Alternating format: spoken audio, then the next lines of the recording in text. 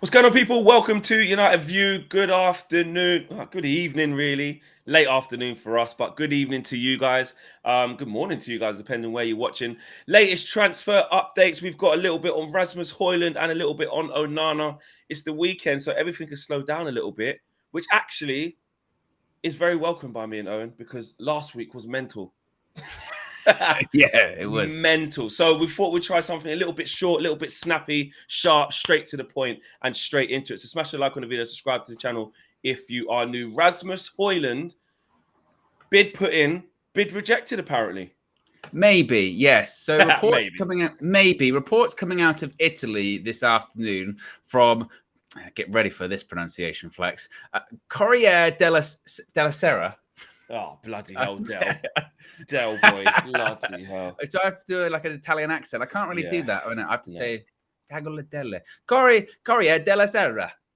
Just no, just okay. a big outlet in Italy. Atalanta, according to this article, and to be fair, they've got nearly 3 million followers. It's in the printed edition of this paper today, and it's been sort of signal boosted by Football Italia, who are followed by quite a few people on social media as well, suggesting that Atalanta have rejected a 35 million euro bid from Manchester United for Rasmus Hojlund. Atalanta want at least 45 million euro. Now, actually, in the article itself, it also suggests that Juventus might also be interested in the Danish international, so it might be somewhat of a two-horse race for the striker this summer.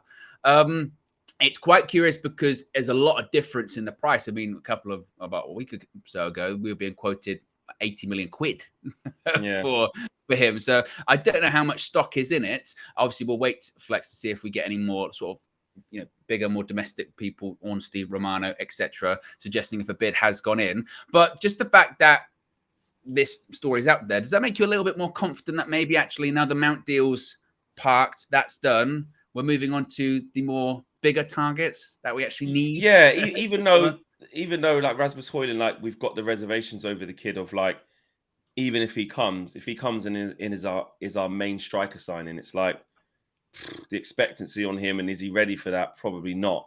So that it would fill you in confidence because we need somebody like that. We do, but is he the one? But I suppose all of those kind of conversations can come if we actually get the kid. I think we're so far away from that. We have to just look at bids going in and interest. And I think some people are saying, typical Man United only putting in 35 million euros, but the kid's they're saying he's worth 80. So if that is the case, and we have put in a 35 million euro bid, we'll wait and see if this is true. But if it is good, I'm glad we've started at something like that, because this kid who scored like 10 goals last season and is kind of burst onto the scene, let's not get it twisted. He's not like, this kid's not amazing yet. Like, it just proves that one of the two things, either one, those reports, it was the same day that Rio Ferdinand come out with the thing about Qatar. I think it was the same day as that, because I remember covering it all in one video actually that day. And that 86 million valuation, that was, I remember thinking, what on earth? How? Like, I know they know we're desperate for a striker, but they're taking the piss. So if that was the case, then we shouldn't even be at the table even trying to get this kid, if they're going to even do that. But if it's not the case, and it is a more realistic valuation of the 45 to 50 million euros, then yeah, go in at 35 and see what you can do. So he's a kid that, again, I've not seen week in, week out, and I've not seen sample sizes of 90 minutes of him. So I can't make a proper judgment as to whether he's exactly what we need. But if we do want a young up-and-coming prospect, we shouldn't be getting our pants pulled down. And 35 million euros sounds like a decent starting point for this kid. So if it's true, I'm quite all right with it.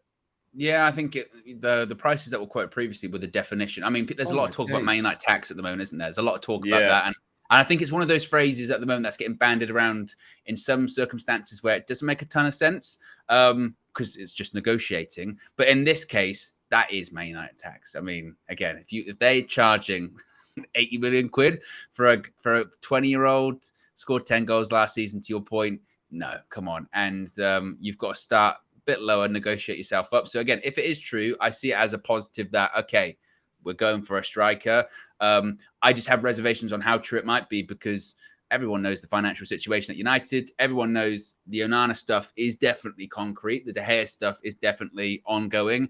And the striker situation seems the furthest off of any transfer that we're going to be pursuing this summer. But that's not to say that maybe they're not sort of just testing out where they're going to go from here when it comes to him. So we'll have to wait and see from it. But, sometimes with these things, there can be a lot of merit to them because they're closer to the source than we are, i.e. they're in Italy. Sometimes they're not. I mean, the Naples newspaper was saying we're getting Kim Min-jae. He's going to buy him. So about that Naples newspaper, and they were you never know. strong on that. They were strong on that, weren't they? Like, it really, really was strong on that.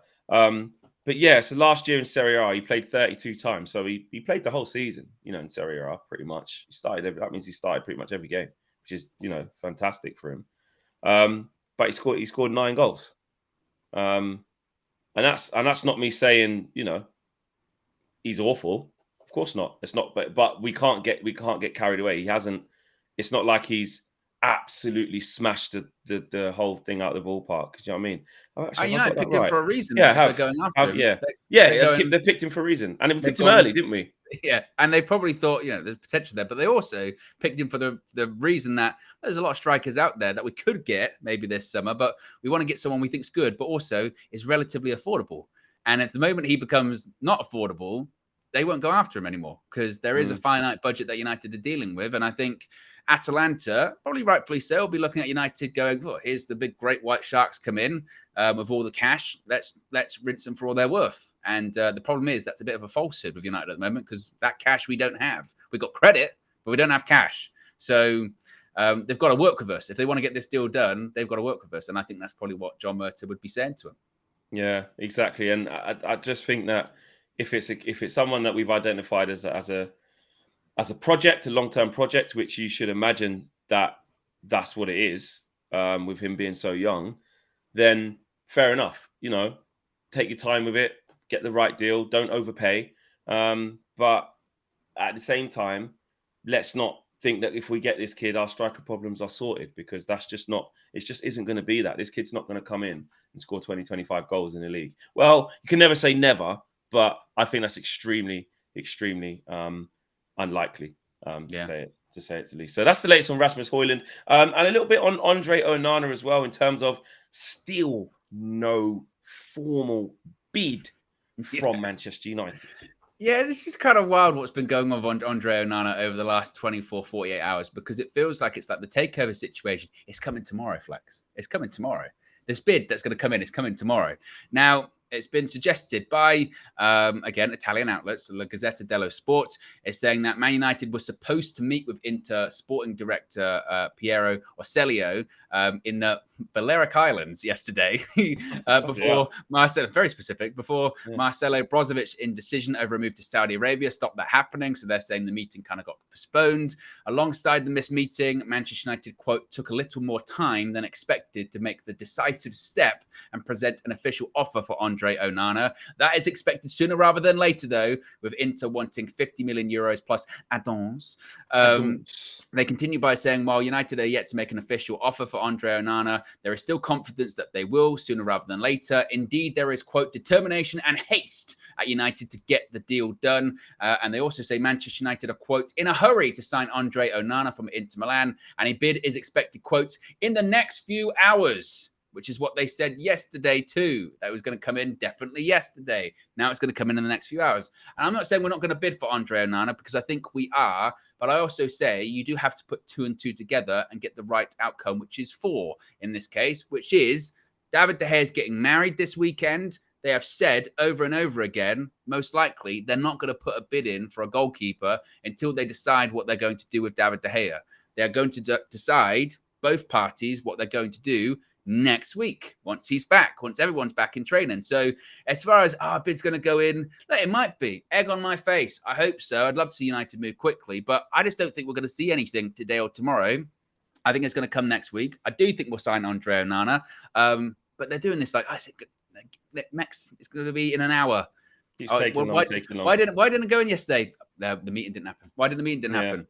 Got postponed, didn't it? It's always something. Yeah, there's always something, because they don't really know. They just know it's sometime soon. Just like takeover, really. And yeah, I'm just more positive that the fact that the Inter CEO confirmed everything. You know, Yeah, I think for that's Brits really reported, strong. didn't he? Yeah, he that's said really strong. that United were interested, but basically what they're saying, they were, but we're Still waiting no for that bid bid. yet. Yeah, Yeah. but we're waiting for that bid, and then we'll deal with it. We're expecting it. We have been in contact with them. The talks really are happening. So any kind of, I think that's the only thing we've got out of this situation is getting the green light to know that genuine talks are happening, which shows you that David Gea is not going to stay, man. He can't. No. I just don't see how, especially if we get Onana. They're not going to go forward and spend 50 million on Onana to put him on the bench. And David Gea ain't going to hang around and watch Onana come through, and he's just the number 2 with this contract situation. He'll leave. So it's just, I think, a chain of reactions because they ain't going to talk to him if they don't want him. They want Onana 100,000,000%. So I personally can't see. I can't see how it doesn't get done. But then that's where the contract offer for David De Gea still confuses me, because if he does, which I don't think he will, but if he does say, okay, I'll stay on the second set of reduced wages, are they saying that they can afford to keep David De Gea at that rate plus still get Onana? That's the only viable situation, because why are they talking to Onana if they've still given David De Gea that second contract offer, unless they already know he said no? Yeah. Do you know what I mean? It can only be one or the other. So how angry would, just quickly before we, how angry would you be if, or what would you feel like if we kept De Gea and still got Onana? I think from Ten Hag's perspective, he would be like, "Oh, look at those options Perfect I've got. situation for him. It's great options." Because he just wouldn't play De Gea, would he? But I think at the same time, I think that's more trouble than it's worth, because I think you then question De Gea's. You know, you would say, "Mate, you're only 32. Go out there, get more money, and also achieve more. Go out and do things in your career." And it just becomes an issue, because if Onana makes a couple of mistakes, then questions start going, you're going to put De Gea back in goal. What's going on with De Gea? Should you have even done that? Like, you just, again, with goalkeepers, you've got to pick one. Goalkeepers. It's all about putting faith in them, picking them, keeping them. That's it. And Ten Hag knows this guy. He knows Onana. He's got a way he wants to play. And I only see one outcome, and that's De Gea leaving. I'd even be kind of thinking that United are feeling that he won't accept this contract offer, and if he says, "Okay, I will accept it," they'll go, "Oh, about that, about that thing. Sorry, we're not going to sign it off again." Like, knowing us, we probably will move for that. But I agree with you. I can't see a way in which David De Gea stays. It was too long for them to even announce it, so you knew something was up. Then there's these reports of this second contract offer and even less money, and now it's definitely true that we're trying to get Onana. And I don't see how we don't get him. So watch this space on that. Obviously, into next week, I think it's going to dominate all of next week, having got Mason Mount pretty much in the bag, along with Mason Mount Medical. And the Rasmus Hojlund thing looks like it's going to pick up some steam as well. So we'll wait and see on that. We did take 2 short, sharp, sweet, straight to the point this evening on a Saturday. So, yeah, I hope you guys enjoyed it. Quick little update. Sometimes there's no point going live just talking nonsense when nothing's happened. Apart from these small little things. So, yeah, and it's still so, yeah, smash the like on the video. Exactly. Peace.